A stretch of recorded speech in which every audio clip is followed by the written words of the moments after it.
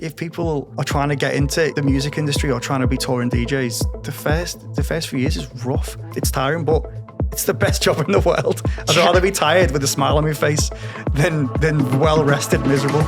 Ever wonder how top DJs actually built their careers? I had to do 15 years of hard work to get any of the recognition that I wanted. Where I saw a turning point in my career is when I became true to myself. From marketing and mindset to networking and negotiation, I'm giving you the tools you need to build a lasting career in dance music. Give them bits of you and your everyday life. You have to change the way you view the word no. Like me, I'm encouraged by it. Join me, Olivia Mancuso, and industry leaders as we reveal what it really takes to turn your passion into profit. This is Elevated Frequencies. My biggest question for you is, how old are you? Because I was looking back at some of my favorite tracks of yours with your friend Josh Butler, who I've had on the show a couple times, and I'm like, those tracks are like 8+ years old. Yeah. But you look like maybe 23 at best. So explain yourself. I'll take it. I'm 38. No Honestly. Are you serious? Yeah. I really couldn't, and Yeah. I Googled, I couldn't find your real age. It's funny, I've actually tried to Google myself once and the top hit is Bontan age. It's not even just Bontan. Yeah, because, so Everyone's you get like, this a lot. Oh, every single place I go. Everyone's but like, that's not... It's like, people are like, you can either be 40 or 18. Yeah, no, I see 18, but that's a good thing. Yeah. Especially you consider the hard life of a DJ. Yeah. You know, and you're still moisturizer. Yeah. Is that your secret? Is it actually? Literally 4 times a day. Okay, well, what brand? Put them on. They don't give me free stuff, so I ain't going to put them on there. That's fair enough. But so people always ask me, it's because my first tracks came out in 2013. Mm-hmm. And then I'm still releasing music now, and everyone's like, what? You just look the same as you did in 2013. It's crazy. It's so crazy. And that's no shade to Josh, because he looks young too, but his energy is also he gives dad energy now, I feel like, which in a good way. He's always been a very calming, whatever. So I'm a bit more what? Yeah, which is good, but it gives off, it's just sprightly energy. Yeah. I've told Josh this many times. We actually, the last time he was on the show, we sat and I gave him 5 tracks of his and yours, a couple were yours together, and I ranked them, and then I had him rank them, and Call You Back is my top 3 favorite tracks of all time. No way. Yeah, seriously. Oh, that's cool. And I don't say that lightly. It was a lot of legwork trying to compare and contrast. You guys have been friends for a while, right? Yeah. Since before we started touring and stuff. Oh, yeah? Yeah, because he went to university with a close friend of mine. Okay. And then we met, and we kind of we all made music at the same time. Cool. So I think I met Josh when I was 21. Oh, wow. 22. And I think he was 2 years younger than me, but he was in uni, and I was just DJing locally. Okay. Where I was from, just in small bars and clubs and stuff. I literally started DJing when I was 17. I just left school and started DJing 5 times a week. Really? Yeah. What was the impetus? Why did you think that was a good idea at the time? Just because I knew I wanted to make music. So I was like, right, if I'm going to I could make music all day, every day, because I'm working 5 nights through the week. Mm-hmm. So I knew I wanted to make music. And if I had a full-time job, 9 to 5, I wasn't going to get home and be exhausted. Mm-hmm. And it was the same kind of money. Mm-hmm. If it didn't pay off, it would be disastrous, because, if I was going to do a proper job, but a 9 to 5, you can build up your career and get promotions and stuff with DJing. It doesn't really work like that. So I took the gamble of right, I'm going to DJ 5 nights a week, put all my effort into making music in the daytimes, and then just see where it goes from there. Sure. So a big topic on my Instagram lately has been the taboo thing of being a wedding DJ or taking gigs that maybe aren't necessarily fulfilling the artist side of your career. So in the beginning, were you doing shit like that where you're playing it wasn't weddings and stuff, but it was like bars. Yeah. Open format, or what even? Just more commercially house. It was still house, but it was more commercially stuff. But I did not care. because I didn't have a name. So there was no brand that was getting affected by the stuff I was playing. Does that make sense? So it's like, it doesn't matter if someone comes in and goes, oh, you're not playing cool. Cool. I haven't even got a DJ name. So when I do start to make music, I was actually still playing in the same bars when I released the Got a Feeling remix for Josh. I was still playing in the bars and stuff at the same time. Really? And then people started coming in being like, what the f***, like, what's this? Like, because they caught on, and I was like, I have to stop doing this now. Okay, so when people started recognizing you, that was I was going to ask, what was the impetus to be like, now I have to start being more careful? It was when people started coming in being like, oh, we saw you post on your face, because there was no Instagram, there was Facebook in 2013. And then it was kind of like people were coming in and being like, what we love this track, you're not really playing underground in here. And I was like, it literally was about 2 weeks after the first person said that. I was like, I can't do this anymore. And then I did, because I was only getting booked twice a month as Bontan. So I took a huge like pay cut to then try and build up my bookings as an actual, it was like first Liverpool, then maybe Manchester, then Leeds, and then a Dublin gig in Ireland came in, and then it was slowly, but it took like a huge, like there was no income for like 6 months when I first started like trying to tour. People are really, I mean, listen, I think you said that was like 2013, yeah. It's a different time. Yeah. I think like post-COVID world, everything's so expensive and everything is so, and then you also have the combination of like, everyone wants to flex on Instagram and like be, having money or looking like you have money is so important, but like you did it, and lots of people have done that where they're like, okay, I'm going to have to buckle down for a little bit and not, so what did you do? Like, was it just like you were just eating hot dogs every day? I just saved up money from like when I was doing like the 4 or 5 bar gigs a week. It was just cash back then as well. Hopefully the tax man's not listening. It's too long ago. But it was just like, it was just cash, and it was like, I just saved up cash, and then like I moved in with my parents, living with my parents at the time. Like when I started the Bontan project, I was still living with my parents. Yeah.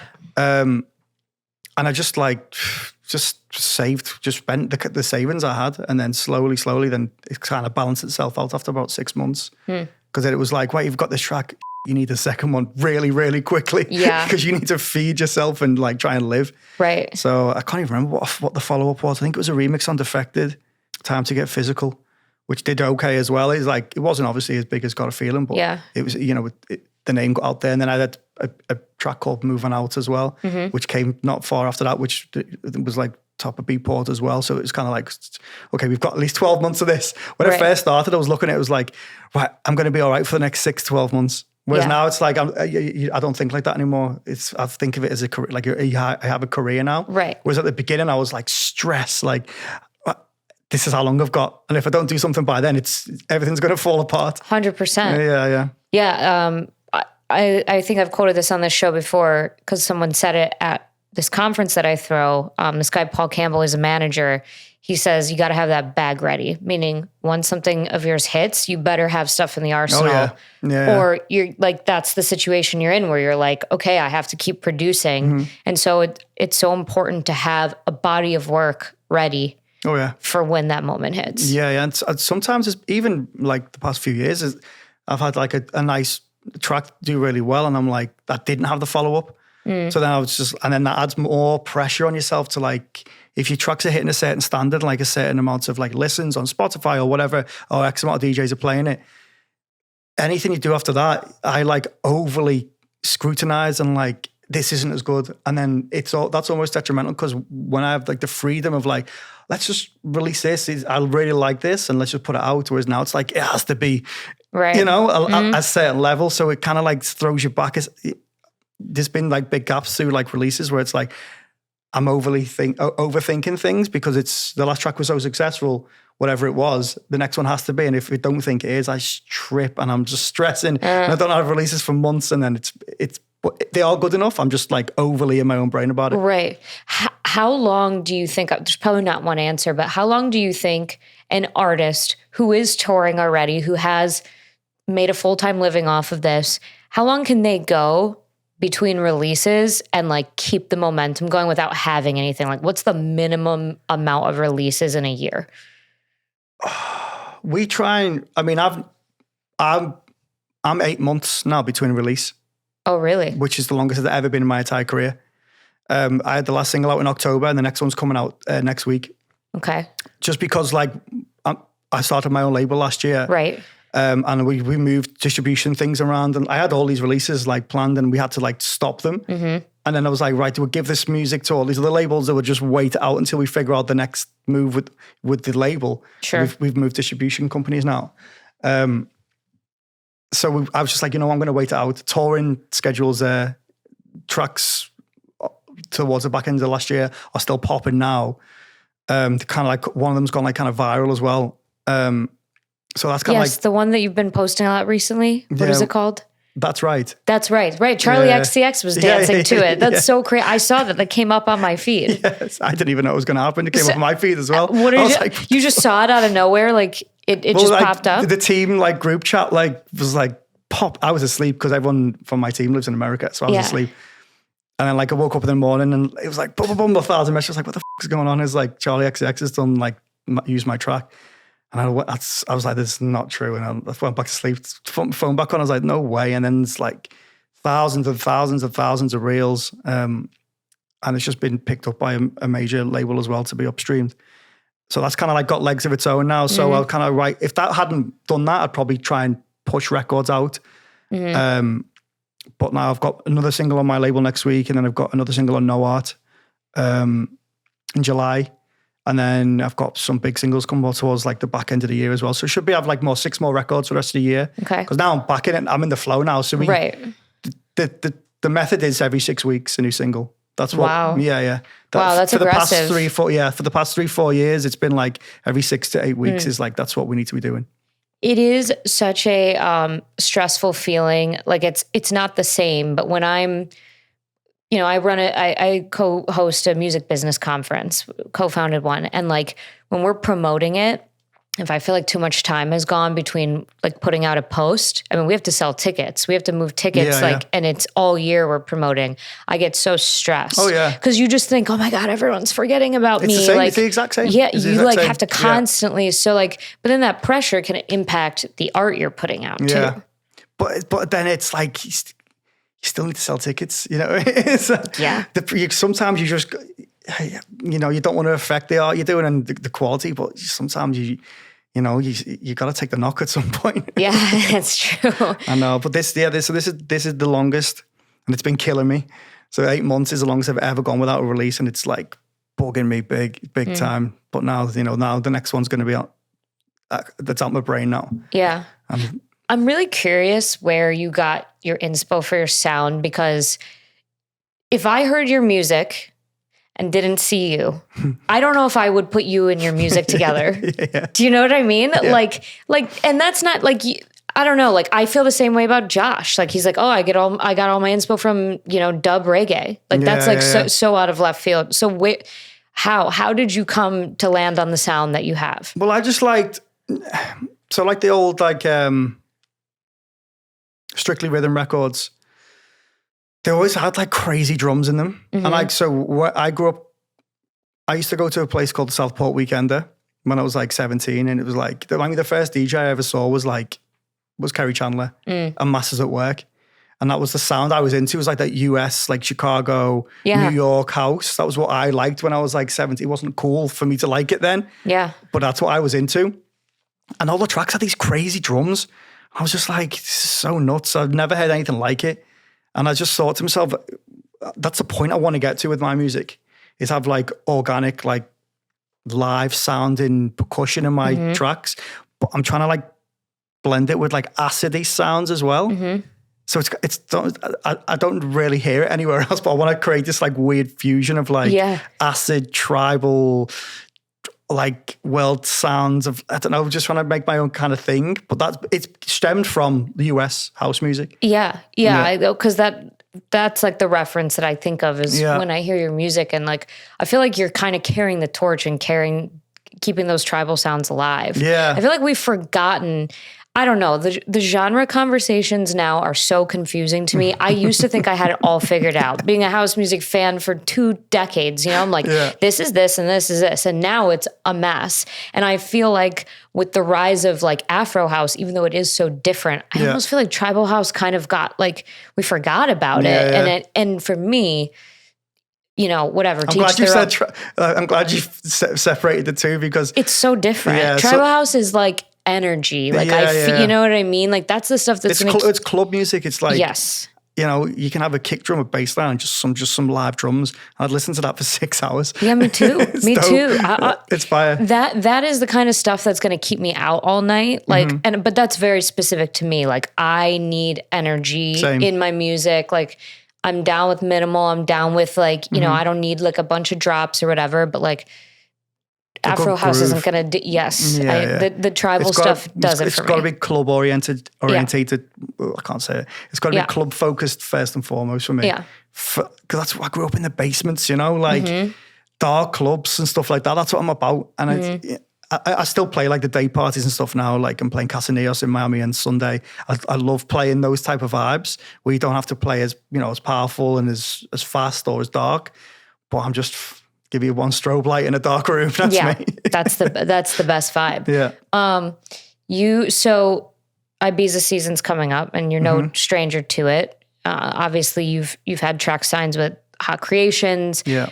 I want to know, because for an American, which I'm pretty sure the overwhelming majority of my audience is American DJs, playing in Ibiza feels like a pipe dream. Yeah. It feels like such a far away thing because geographically it's not as close as you are in the UK, but also it's just like, how do you break into that scene? So obviously you can't necessarily give the American perspective, but where were you at in your DJ career when you started attending, and were you playing or were you just observing first? I went to Ibiza when I was 18 and I didn't release any music till years after that, because it's so close. It's a 2-hour flight. We're kind of spoiled, and because it's like you said, it's a pipe dream. Coming from the States, and I have a lot of. But now I've never seen more Americans in Ibiza than the past couple of years. Yeah, because you can get cheap flights, and it's not that you're just sitting on a plane for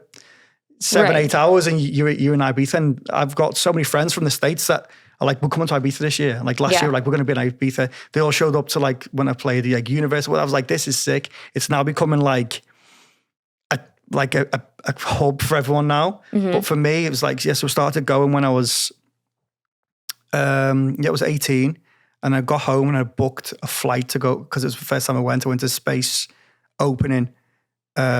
And I booked a flight the next day to go back the week later when I got home. Wow. I was like, this is nuts. And I just went straight back, stayed in in the worst hotel. And it was just like, spent all my money there.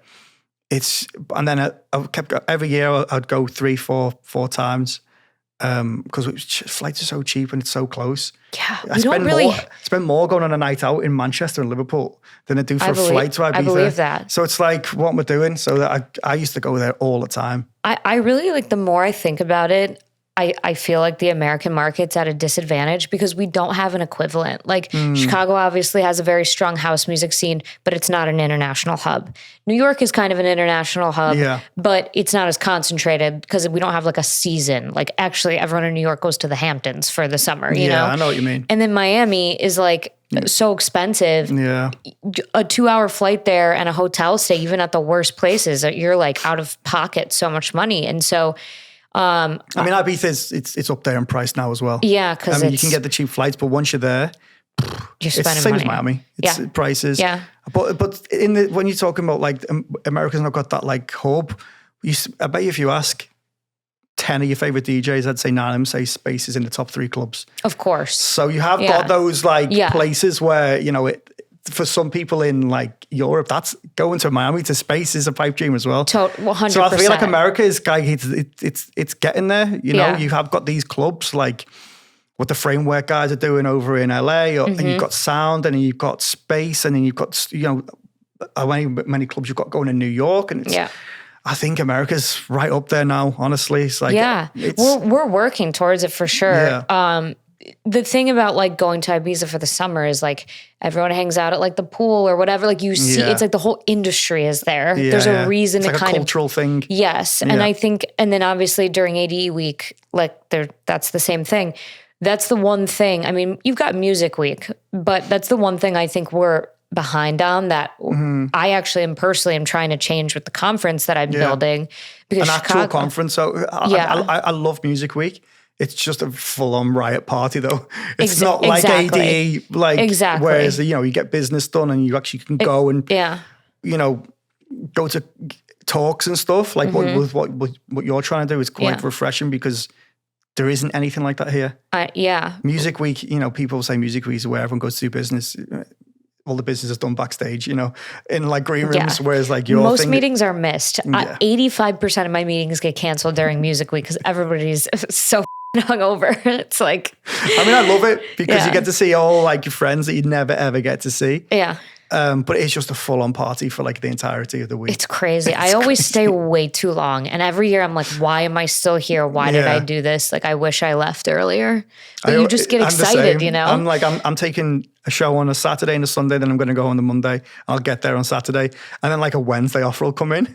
And I'm like, okay, I'll do the Wednesday. Oh, may as well stay to the Sunday. And before you know it, you're 5 days deep. It's crazy. You're just dragging back home. Does any...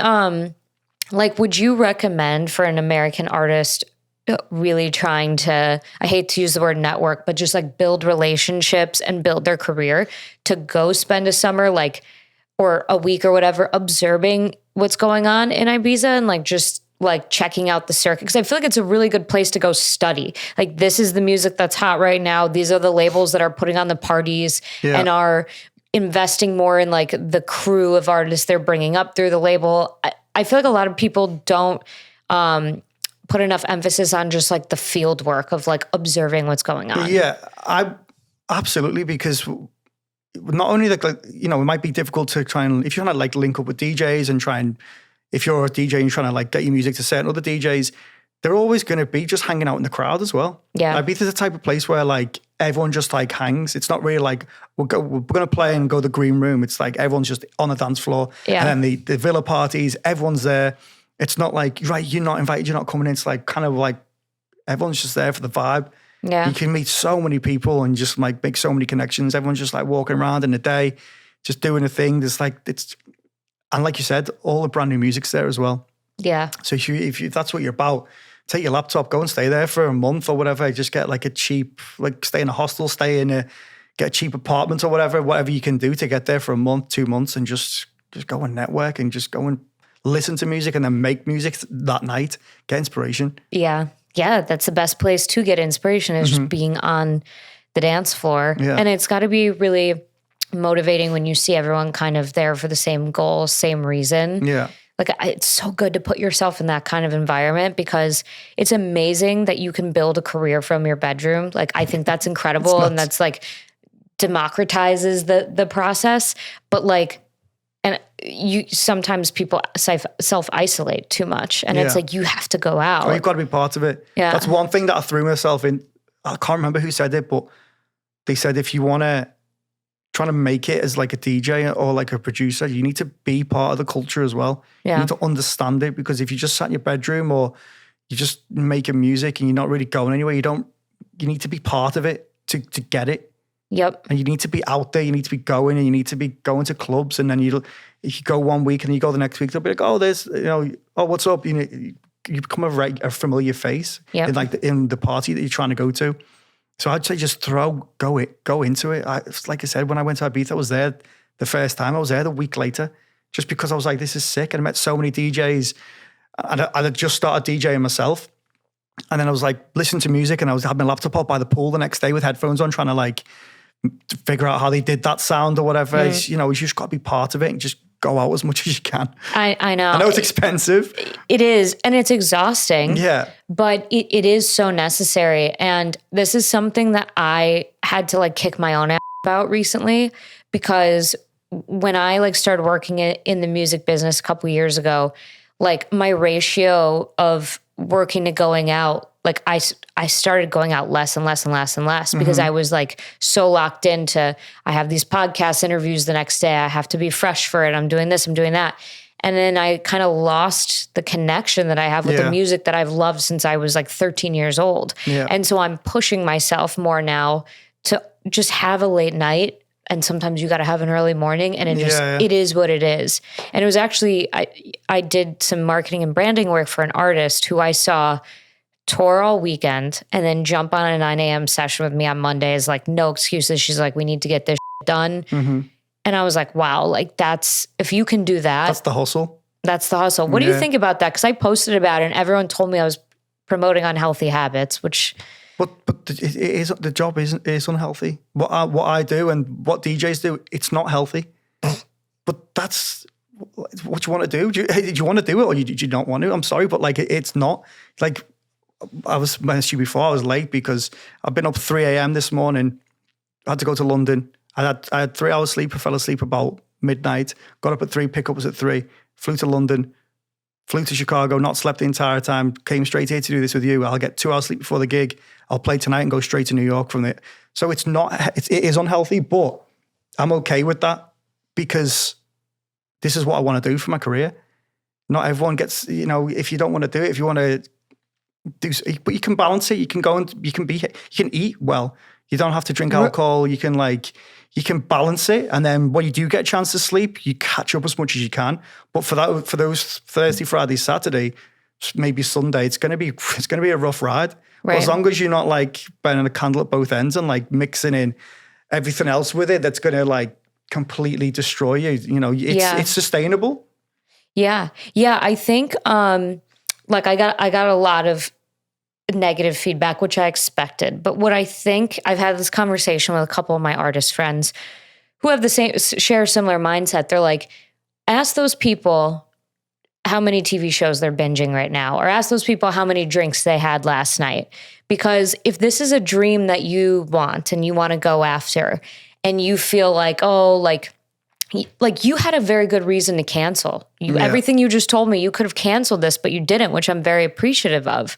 But like, I feel like people aren't willing to like kind of audit their lives and see where maybe they're self-sabotaging a little bit. And it's like, yeah, does it suck to go to your 9 to 5, then spend like all night making music, then having to go out on weekends and network? It does, but like, are you sleeping? Are you eating for breakfast? Like, where else can you make sacrifice? Because this is a dream career, and you have to go where no one else is willing to go. I've done. I was, when I was 16, 17, I was on a building site, like, and then the next day I was working in a shop fitting out like the shelves and stuff. So I had like 3 jobs at one point. Trust me, that is way worse than what I'm doing now. I'll take a tired weekend over having to go and do a job that I hated, because, I sometimes I will complain about being tired, but then I catch myself and I'm like, this is exactly what you want to do.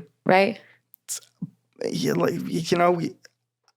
But I'm at the point now where I'm like, I'm balancing it. So it's taken me a long time to figure it out, but I'm like, I'm eating healthy now 5-6 days a week. I'm not like drinking alcohol all the time. I'm like trying to get as much water as possible. I'm going to the gym 4 times a week now. So it's like, I kind of find a nice place with it. And then, I might have a drink maybe in New York tomorrow, or maybe one at Miami on Sunday. But then it's like back to it, healthy Monday, boom, straight back to your routine, making music. And then you get your fix of like listen to music and like in that environment of a club at the weekends. And as long as you can find the balance, totally sustainable, and it can be healthy. Totally. Yeah, there's give and take. Like I said, the time that I wasn't like going out at all, I also was so strict about not drinking ever. And like I did like a year break, I did 6 months, whatever.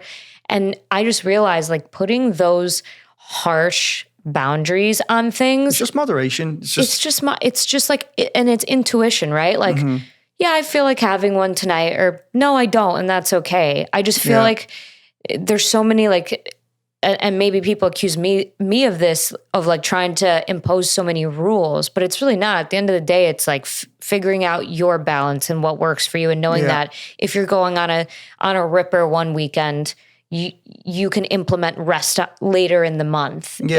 But at the same time, when you're building a career, like to get it to a point where it's sustainable and you feel good and you feel like financially safe, yeah, you're gonna be on for a lot longer than you want to be. Oh yeah. It's exhausting. It's totally exhausting, but it's worth it.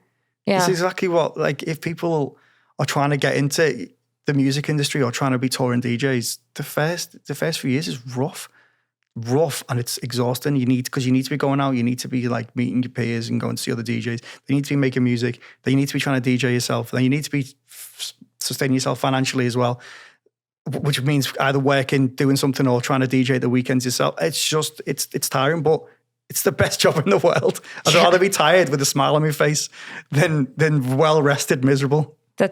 I love that. That's such a perfect quote. So you decided to add your new label into the mix. So touring wasn't enough, all the things that you're already doing. How's that going? And why did you do it? I did it because I just wanted to own my own music. And I was like releasing music on, I still release music on other labels, like say, for example, No Art and stuff, good friends of mine. I've known them for a long time, and I love the label and love what they do. But the 90% of my music is going to be on my label, just because I want to start like creating a brand outside of just what I do as a DJ. I want my label North Drum to be like a hub to break other artists as well. And every other DJ that starts a label says the same thing. Sure. But it's true. It's like that's what you want to do. You want to create a home for some artists that I feel like my sound is quite unique, and I want the label to be unique. So if there's some other kids out there that are making stuff kind of similar to what I do, but it doesn't fit anywhere else, well, there's a home for it now. Yeah. Maybe it's even if it's one. Yeah. At least you've done something for someone else that you can't get the music signed anywhere else because no other label signs stuff like that. Then cool, the job done. But at least I can put my music on there as well. And then we started doing North Drum parties. The first one was at Fabrik in London, which is nuts to have you. That's pretty cool. Yeah, number one straight into Fabrik. Yeah. So we're just planning out the second one now, but that was crazy. But yeah, I just wanted to have a place for my own music, whereas I'm not on anyone else's timeline. No one else is kind of telling me creatively what to do. There's no A&R telling me to change things. It's just completely my own vision. And that's what I wanted to do. Yeah. Yeah, that's amazing. I mean, Josh just talked about his label when he was here. DJ Tennis had his label forever, but he was talking about, you guys all say the same thing, but I think that's amazing because it is such a clear example of how dance music is really reliant on the peer-to-peer network of other DJs, producers, uplifting other DJ producers. Yeah. Which that's not the case like in other genres like it is here, like it is in this scene. Yeah, it's kind of rare because it's kind of like its own thing with DJs. You are right, we do like try and uplift everyone, and everyone's kind of like rooting for everyone. And that's how I feel anyway. Maybe not everyone's the same, but when I see like friends win, I'm like, yes, it feels like a win for me as well. Yeah. But maybe that's just me. No, but I love seeing everyone else win. And you are right, you've got to try and uplift each other. It's amazing. Okay, well, you said that you're like kind of the Chicago sound was your early on inspiration. Have you've been to Chicago before? Yeah. Yeah. I think I must have been here 7 or 8 times now. Do you have any favorite spots? The listening room. Yeah. That was my first gig in Chicago. Oh, with the House Calls crew? And it was love that. The best. Yeah, they're great. It was the best. I had so much fun. It was just like this tiny, tiny, tiny room, but it was super cool. And it just, it went on till all hours. I flew in straight from Ibiza for that, and I was exhausted. And I was like, I think Abby that booked me, I'd met her in Miami. And she's like, I'm going to book you, backstage. She's like, I'm going to book you for my club in Chicago. And you hear that a million times off people. And then the booking came, and I was like, and then it showed up the club, and she's like, yo, and I was like, no way. That's crazy. And then played for House Calls a bunch. I love what they do, Yeah. They're the best crew. I'm going to see them all later as well. But I love what what's that spot called? Is it Alhambra? Alhambra? I played there. Was that Halloween? Yes, their Halloween party. That was so much fun. That was crazy. That venue is so, I've never been in there. I think I was out of town on Halloween because I wanted to go to that, but it looks crazy from the outside. I can't imagine what it's like. It was on the inside. insane because I flew because I didn't realize how big Halloween was in the States. Oh, big deal. And I wasn't dressed up, and everyone was like, I played in Denver the night before, and they had the Halloween party then, and everyone was dressed up, and I just wasn't.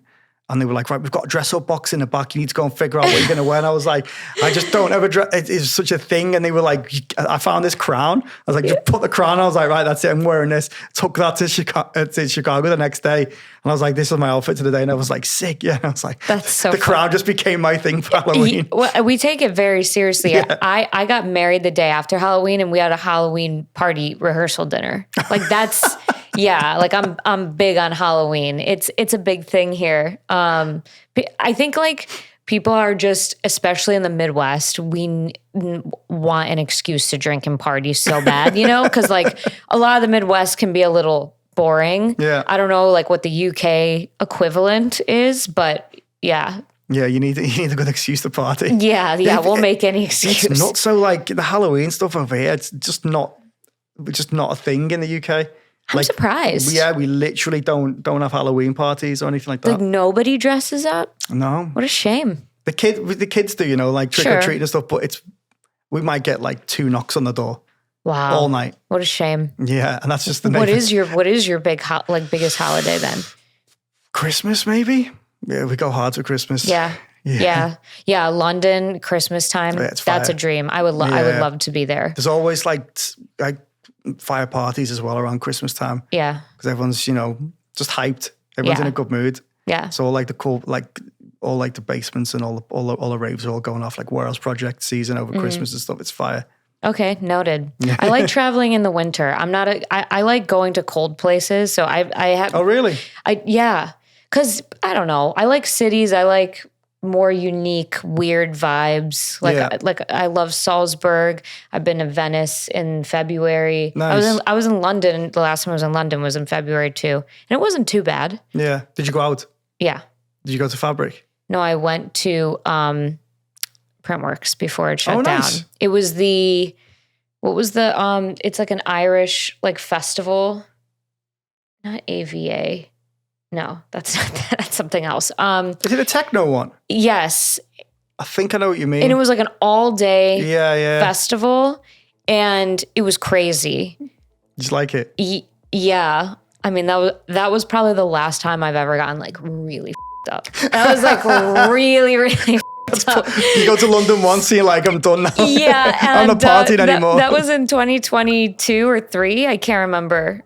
I think 2023. Yeah. And I had to go straight home. And I didn't know, because we flew in from Venice, I didn't know that the Heathrow, because we didn't land in Heathrow.